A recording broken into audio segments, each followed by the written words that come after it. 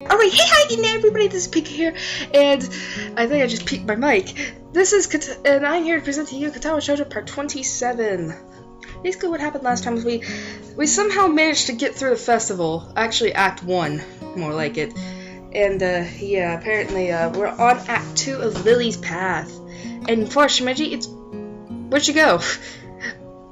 Oh no! You can't see her! Shit. Give me a minute.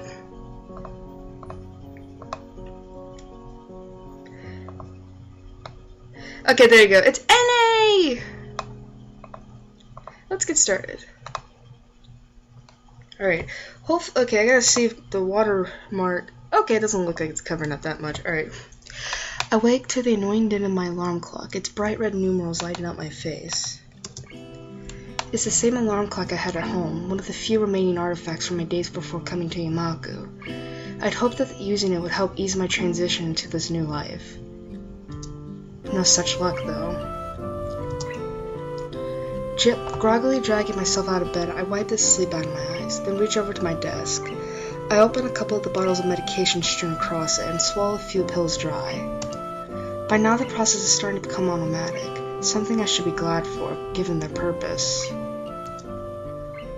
Feeling much more awake than before, I wander into the bathroom. Oh god, don't tell me I have to do Kenji's voice again!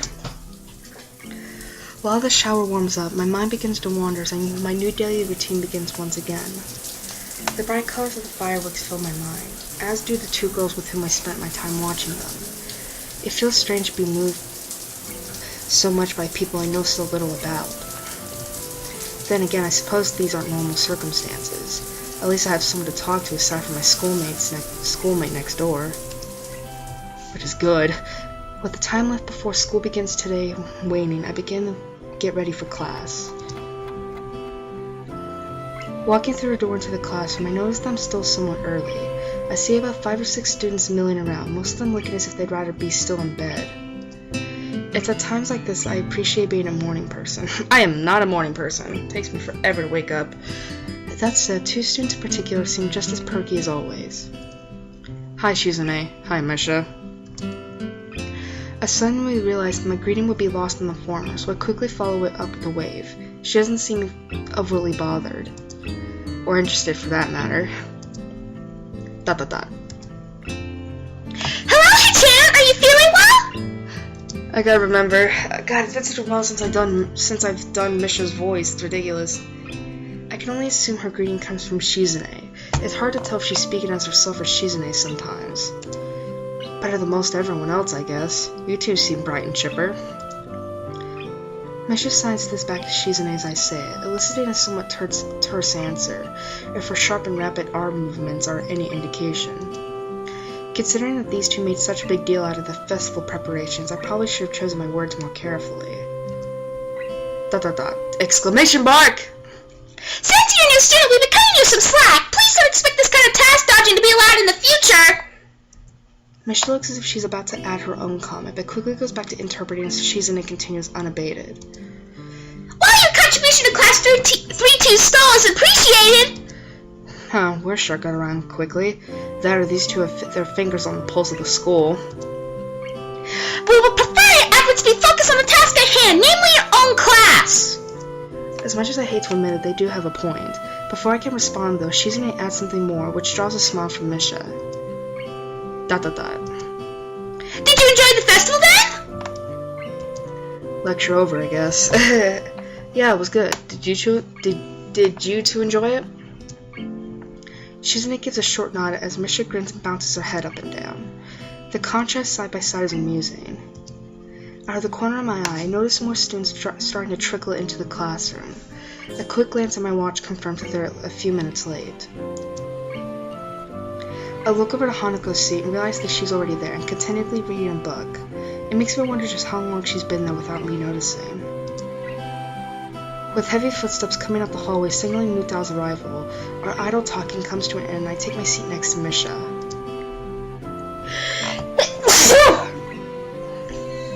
Thank you! That was my mother. As the door slides open, he strides through with a ponderous gait. His posture is even worse than usual, and his eyes are barely staying open. guess my quip to Lily and Hanako about the staff was misplaced. Everyone opens their books as he reaches his desk, and the first class of the new week begins. Yeah, man, I understand that. I roll my eyes as the lunch bell rings out, glad for the temporary reprieve from work. I'm entirely unsurprised when I look over to the door and see Lily standing there, cane in hand, patiently waiting for Hanako. Considering her acceptance of my request to join them yesterday, I decided to spend my lunchtime with them rather than eat alone. Hanako moved surprisingly fast to meet her companion, and the two entered the hallway before I can catch up. Lily's head turns slightly, registering the sound of footsteps behind her. As Hanako notices and follows her lead, she almost jumps in surprise. Hisao? Hello, Hisao. Oh, poor thing. Hi, sorry if I startled you. Lily turns to greet me, helped in her orientation by Hanako. Good afternoon, Hisao. Are you joining us? If it's no trouble, there's not much to do, really. Lily gives a small nod as if to silently brush away any idea that it would be troubling in the least. We descend one set of stairs and walk down the hallway to the usual room, our pace somewhat quicker than usual thanks to Lily using Hanako for direction rather than her cane and the railings. As expected, it's deserted. The sounds of the other clubs can only barely be heard as sunlight streams into the room from outside. Looking around the room, I noticed a couple of empty easels propped up against the wall that I don't think were there before. Their club has used this room as extra storage. Should I get the chess set out? Hanako's voice seems less tense when she's directly addressing Lily. Yes, I'll make tea while you sort the pieces. I could do that for you if you'd like. She ponders the offer for a moment before smiling, confirming that I made the right choice. Her face was remarkably easy to read. Okay, sorry about that. I need to do something real quick.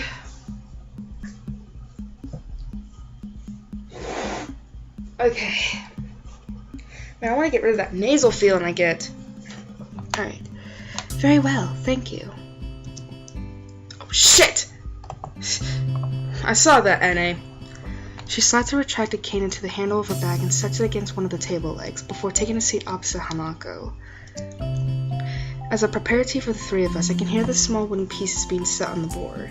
I wonder how good Lily is at chess, given her circumstances.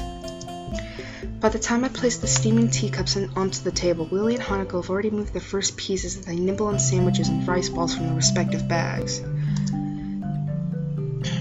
I note that the chessboard they're using has holes in the middle of each square and pegs on the bottom of the pieces. It has each dark square slightly raised.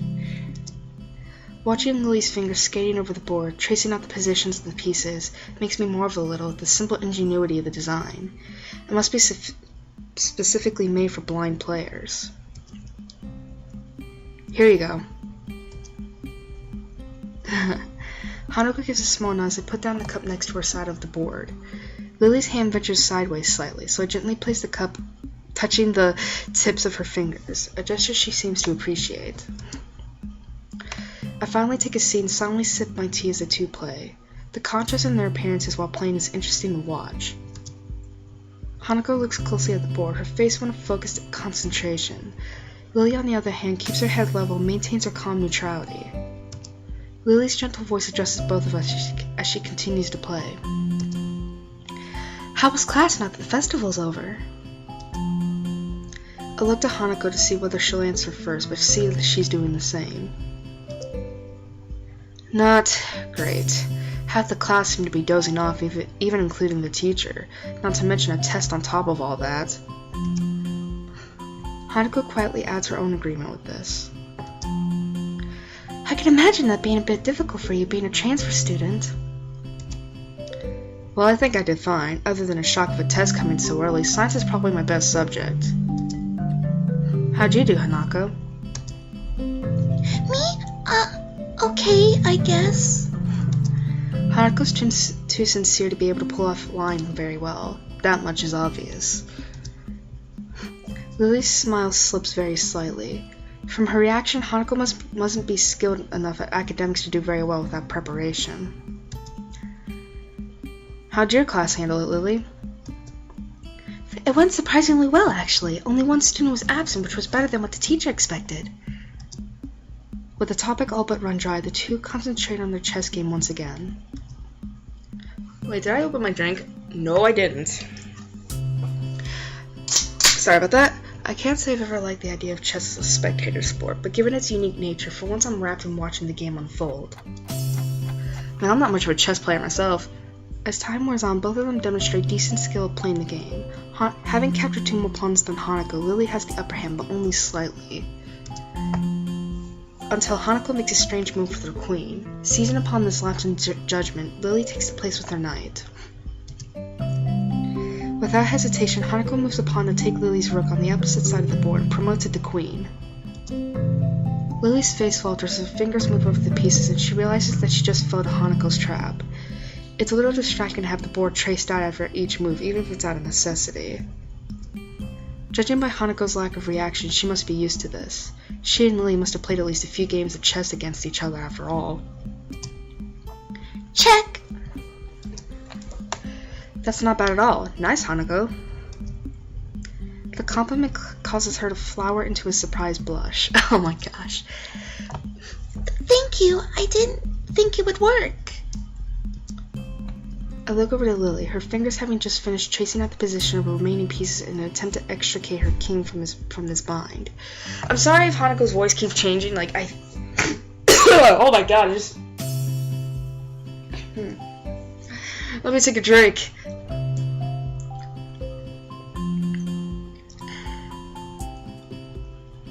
What, NA?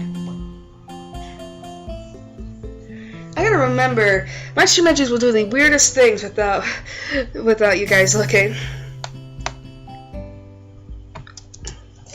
I think this is checkmate.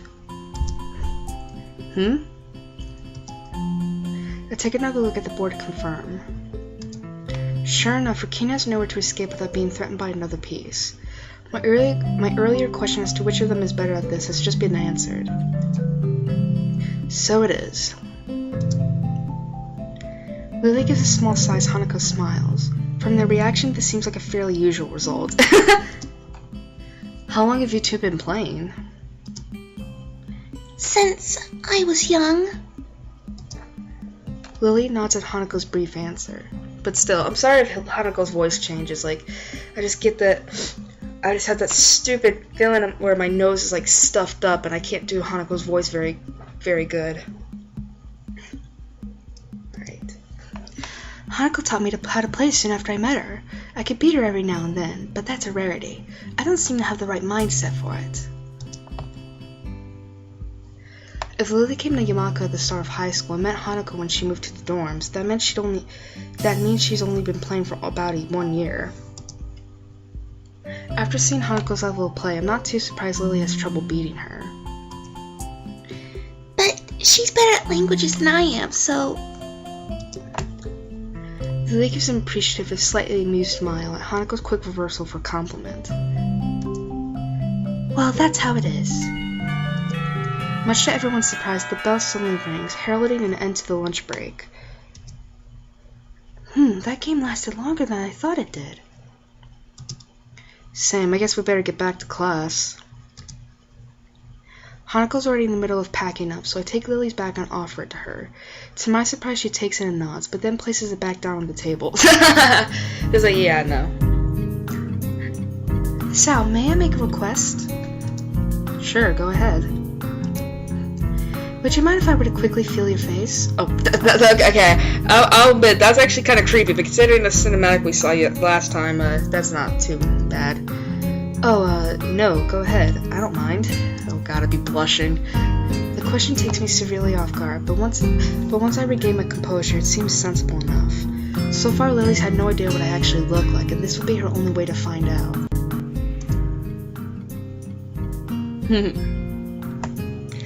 Lily raises her right hand, which I take in mine and guide in my face before letting go. The room is entirely silent as Lily's hand moves over and around my features, from my chin to my cheeks to everywhere else. I expected this to feel a lot more disquieting than it does. I suppose that's because the action is entirely a matter of practicality, being functionally no different to simply looking at someone's face. Her hand is soft, but what takes me by surprise is the length of her fingers, not to mention how short even the slightest of her movements are. I have no doubt that her feeling of tactile feeling would be far beyond mine. Her hand briefly runs once through my hair before retreating. I'm sure that every inch of my face has been committed to her memory. It's only now, too, that I realize Hanako has been silently watching the entire time. Thank you for letting me do that, Hisao. And if I might add, I think you are quite handsome. Oh god, that would blush. I blushed a little at her remark before raising a questioning eyebrow. Yeah, I'd be blushing too because of that. But if you can't see, how... Just because I can't see, that doesn't mean I don't have my own preferences. Oh shit. We better go now. Yeah, that's a good point. I guess we'll see you later then, Lily. Walking through the hallways back to our classrooms, I noticed that Hanako seems quieter than before, but also more comfortable. Lily, her hand on Hanako's shoulder, seems to pick up on her assured pace as well, smiling as they walk.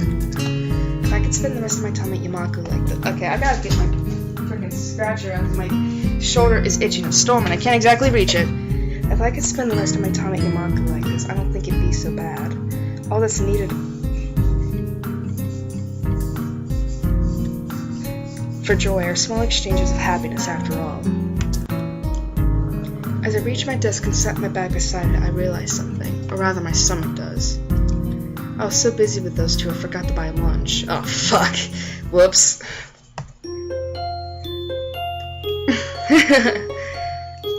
We'll keep going, because I don't feel like we've been going that long. Right? Yeah, we only been going for a short 20 minutes. Alright. Saturday, my most second favorite day of the week. This is almost entirely due to the fact that it is the day with the second least amount of school, with class ending at the beginning of lunch. Yeah, I'll admit, I actually wish that rule would apply over here in America, but then again, it's like, they have probably like, god damn it, I'm getting my shirt! Then again, they probably have more, what's the word I'm looking for? They probably have more of a, more school hours and days than we do, so... I opened my door confidently, myself being more confident than confident being able to get enjoyment out of the fine weather and shorter class length. Oh, thank God. I seriously thought I was gonna have to look for Kenji. I confidently stride down the hallway and down the stairs to the lobby of the male dorms. I confidently look behind me to see whose footsteps are approaching. I lose my confidence in this day being enjoyable. Fuck! Oh, God. Hey, man, sup? Not much, I guess. Just looking forward to the afternoon. You? He wraps an arm around my slumped shoulders far too comfortably. Something's up. Please let go of me. Let's step outside, shall we? Please don't hug me. I was just about to before you stopped me. He doesn't take my reaction to his theatrics well. Ignoring him, I walk outside and start down the steps. It doesn't take long for him to catch up with me again. I wonder if he wants money or to rant about another conspiracy. Maybe both. I've got a bone to pick with you. Uh-huh. It's about that blonde. You know who I'm talking about. Conspiracy it is. For a moment I contemplate feigning ignorance, but realize this will go quicker if I just let him get it all out. Lily, the one from your class? You're on first name terms with her? Oh god. Felix positively shocked at this development. Did he not expect me to be able to answer? Sorry about that. He gathers himself and coughs into his fist, dramatically like everything he does. Well, never mind that. I'm here to warn you, man to man. I can't let you come in here because I'm recording. Warn me about what, Lily? Yeah, you don't know her, man. Oh god. It's mostly true. I've only known her and Hanako for less than 2 weeks, and even then we've just been exchanging banal chatter about school as we while away lunch. I'm pretty sure you don't either. That's That's not the point. You're the one spending inordinate amounts of time with her. There's crumbs on my laptop and it's annoyed me. Sorry about that. It distresses me that someone like Kenji, who's probably as far out of the loop as one could possibly get, knows about such a trivial fact as who I choose to be a friend. Then again, I'm a transfer student, and she's not only the representative of their class, but also a tall blonde. Maybe I should appreciate this ranting as a warning that the rumor mill exists in this school, and I'm firmly within it. It's just lunch, nothing special. Look, man, under the bridge. See this bridge? You're under it, and I'm sorry about that. No, N.A. You're under it. A man's gotta do what a man's gotta do to get intel. I just want to make sure you don't end up too far under the bridge. You're losing me, Kenji. That's okay. Lots of people get lost. That's why I'm here to help. Just be careful around her, okay? She looked all harmless on the outside, but I've heard shit. Bad shit. You know the student council, right? He seems to involuntarily shudder as he says the words. Putting him and Shizune together in a room is an amusing mental exercise. I wonder if they've met. They probably shouldn't. Yeah, Shizune and Misha are in my class. I seem to have dodged the draft, though. Good man, good man. But this blonde, she was there in the student council. Council, right damn there. I see. And she's not there now. Seriously, think about it. Something must have gone down.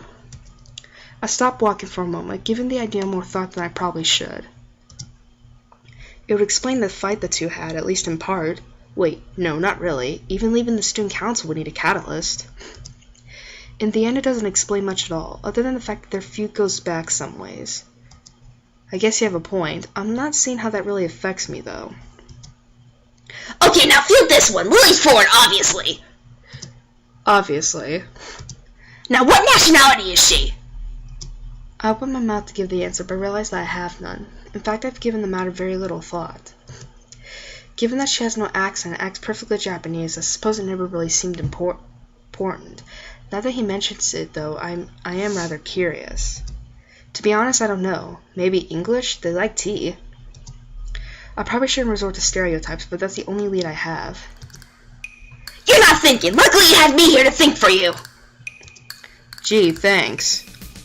He brushes off the quip effortlessly. Okay. Now answer me this. Who has lots of social power, is filthy stinking rich, you know blondes are all rich, right? Has a long history of disputes and used to belong to a much larger organization.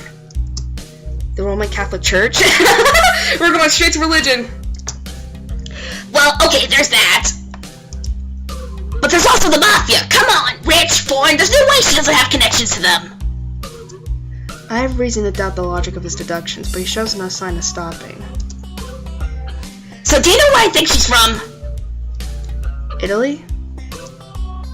Mainland Italy, small time, dude. She has to be from Sicily. All those mafioso types come from there.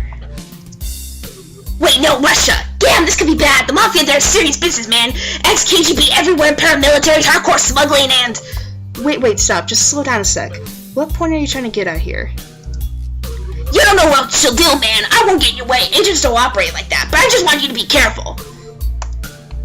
When the time comes, we'll need all the help we can get. I don't want to lose you, comrade. Well, at least he's concerned for me. Kinda. Okay. I wave goodbye to him as we separate out towards respective classes, but I'm not sure that he sees the gesture. What the fuck? Piling my books into my bag, I catch a glimpse of the library books I borrowed last week. I might as well return them, considering they took all of 2 days to finish. I briefly consider inviting Hanako along to the library, but she's already gone. It will probably be better for my study if I'm alone anyway. With a quick stretching away to a couple of classmates to give the same to me, I make my way out of the classroom. As I open my bag and shove the books through the return slot on the front counter, I notice a strange person behind the desk. Old and graying, she must be Yuko's replacement when she's working at the cafe. I begin looking for a free table, a task made somewhat difficult considering that, despite there not being many students in here, they're all sitting at their own tables. Noticing a familiar head of hair, I walk over to one near the braille section. It's hard to tell whether Lily's concentrating or not, her placid expression holding perfectly still as her finger slides across the dot-filled pages of her book. Hi, mind if I sit here? Oh, no problem at all. She trails off, evidently still focused on her business at hand. his Sao. She gives a nod of greeting as I sit opposite her at the table, pluck a chemistry textbook out of my bag, and quickly thumb through the chapter we're covering in class. For a while we sit there and read, each in our own way. Seeing her reminds me of what Kenji said this morning, though. That and the fact that I've never seen someone read in Braille before makes me keep throwing glances at her. I kind of feel guilty about it, given that she has no way to realize I'm doing so I decided to just ask her about it. Her lineage isn't exactly state secret after all, and there is another thing I've only just noticed from her movements. Hey Lily, mind if I ask a question? Not at all, is anything wrong? I was just wondering, you're at least part foreign, right? She gives a small giggle before setting down her book. I've always been amused at how squeamish people are about that. Akira's mentioned how much she and I look different from most others before. The details are a bit complicated, but I'm half Japanese, half Scottish. I'll admit that someone had a cocktail when they were making. Scottish? That was not exactly my first guess. It takes some effort to not blurt out loud. I try to conjure images of the place in my mind. I think as far as the UK goes, Scotland isn't bad to live in, but I'm not really sure. My first guess of England was surprisingly close, at least geographically. That does leave another question, though. But you have no accent? That's where the details begin. I was born and raised in Japan despite my mother being foreign. Ah, I get it. Hold on, if she moved to the dorms simply due to Akira working longer hours, so they don't live near the school? She gives a small sigh, so she didn't expect me to go any deeper. Was her previous frankness just a front? Not exactly. It's been a long time since we've actually met. I feel like I'm not getting the whole story, but I don't really want to go unduly prying into her situation. Her about face shows me she feels kind of awkward about it. So, do you speak much English? To be honest, I don't know that much about Scotland, but at least I know that that's the main language there. It takes her a moment to collect herself, appreciating the change in topic. That's right, my family mostly used Japanese around the house when I was young, but they made sure Akira and I knew our Scottish side just as well. I'm fluent in the language, but I'm also studying it in school, to keep my skills up and have the qualifications on paper mainly. So you're bilingual. That's pretty impressive. I wouldn't go that far. Having parents who can speak the language is a large advantage. English books and Braille aren't too hard to buy or import, with Yuko's help at least. There's a relatively high demand for local English teachers here anyway, which also helps give me motivation to learn it as well. Oh, demand for English teachers? For a moment I wondered why she brought this up. You're planning to be an English teacher? She gives an enthusiastic nod. It must be nice having such a definitive future in mind. I've never really given much thought to mine, so I'm kind of envious. I'll admit, considering that this is Japan, I mean, they really need some good English teachers, because for some fucking reason they think we speak British over here. I think someone literally said that the English they teach over in Japan is like really fucking formal, and it's like they don't know many American slang, and it's like, why? I mean, hell, America seems to be better than Japan in some fucking reason. Though I guess to be honest, it's more.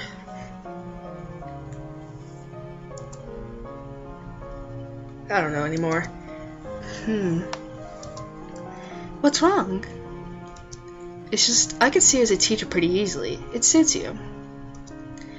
For a moment she's speechless. She lowers her face a little and lets out a nervous giggle, something I've never seen her do before.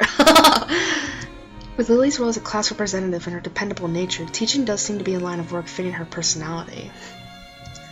Sorry, that was probably a little much. It is true, though. Waving her hand in front of her face dismissively, she quickly recovers. It's not that. It's just that only one person's ever said that to me before. A short, somewhat awkward silence follows the discussion. Without knowing it, I ended up staring into a troublesome topic again. I should try to cheer her up a little. It was me who went and got her brooding, after all. Want to go grab lunch at the cafeteria after this? It might perk her up a bit, or at least take her mind off of her apparently complicated family situation. Going by her smile seems to have the intended effect.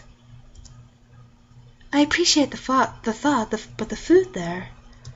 Quite a quick redirection of the conversation. She does have a point, though. The food there isn't the greatest. Maybe the Shanghai? We could ask Hanako if she wants to come as well. What is it? I almost forgot until you reminded me. Hanako's birthday is coming up soon, and I was going to go shopping in the city for a present tomorrow. If that's an invitation, I'd be happy to accompany you. The ability to get more used to the layout of the city will probably be a good thing. I've barely set foot in there, so I'd be hopelessly lost by myself. She gives a nod, signaling that she happily approves of this plan for Sunday. We eventually get back to our books, though before I begin reading again, I steal one last glance at her. Maybe I've been thinking on my situation too much. After all, everybody here would have their own unique circumstances. The chance to get outside and clear my head will probably do me good. So we kind of like made Lily a little bit nervous.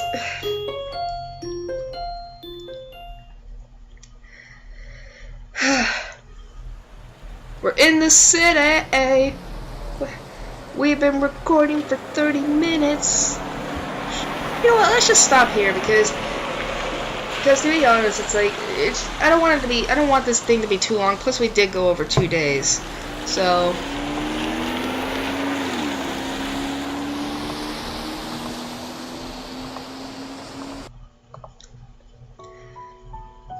So, that was Katawa Shoujo Part 27. Hope you enjoyed it. Very, very low-key, this episode, wasn't it? I mean, we just spent some time with Lily and stuff. But, concerning other things... Excuse me. But concerning other things, this is gonna be fun. But, I don't know. I don't want to let out too much, but, yeah, so... The news about me being partnered, I will definitely be releasing a video on that later today. Because it's important, and plus I kind of already made my decision. But, yeah, so, Pokemon Randomized Black, Black, will be uploaded today. I forgot what part it was. I know we're going to be heading to Mistral and sit. Oh, wait, there's... I just remembered there's more end stuff. Alright, so, thank you for watching, and I hope to see you guys again for Pokemon Randomized Black Part something later today. So, see ya!